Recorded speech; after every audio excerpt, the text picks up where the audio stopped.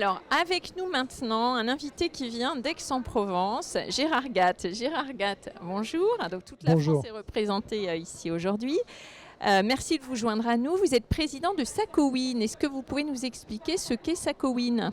Bien sûr, avec plaisir. Donc Sacowin est une société qui est née en 2017 et qui a pour mission d'apporter des solutions pour la transition énergétique dans le domaine de la production d'hydrogène, pour produire un hydrogène durable, sans émission de CO2, mais surtout à un coût compétitif.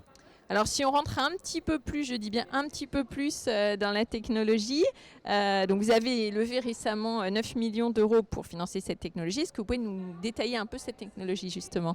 Bien sûr. Donc cette technologie est issue d'une analyse que nous avons faite de la problématique de la transition énergétique, où nous avons compris que l'objectif de 2050 du net zéro émission représente quelque chose de massif en termes de production d'hydrogène, de l'ordre de plusieurs milliards de tonnes d'hydrogène à produire, et que pour cela, il y a besoin d'avoir des technologies qui puissent adresser la problématique de manière complète, c'est-à-dire aussi bien en termes d'économie d'énergie qu'en termes de coût, d'accord, et de volume. Voilà. Et nous avons donc mis en place une technologie qui qui produit de l'hydrogène à partir de méthane, d'accord, que nous décomposons sans oxygène pour produire d'un côté de l'hydrogène gazeux et de l'autre du carbone sous forme solide. Ouais, je voulais du détail, là on en a. Alors cet après-midi, vous participerez à un atelier sur l'hydrogène de demain.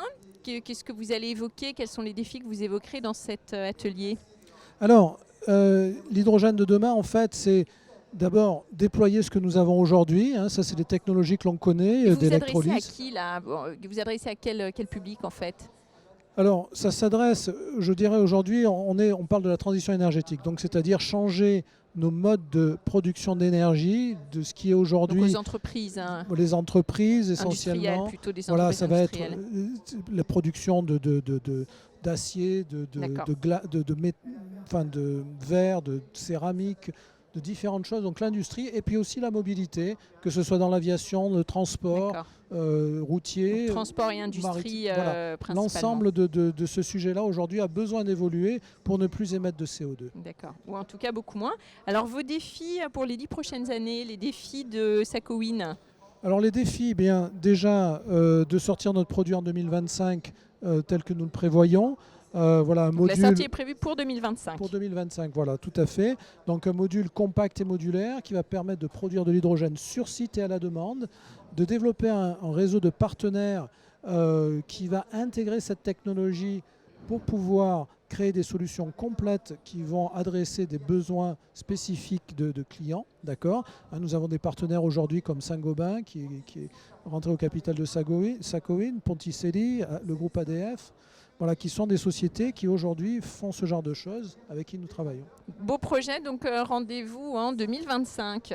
Alors, rendez-vous avant, parce que nous avons déjà aujourd'hui des prototypes que nous livrons à nos partenaires, avec lesquels nous faisons des essais en situation réelle du fonctionnement. Et effectivement, ensuite, sortie de produits au niveau du marché en 2025. Merci beaucoup Gérard Gatt et on souhaite succès à Sacowin. À bientôt. Merci beaucoup. Au revoir.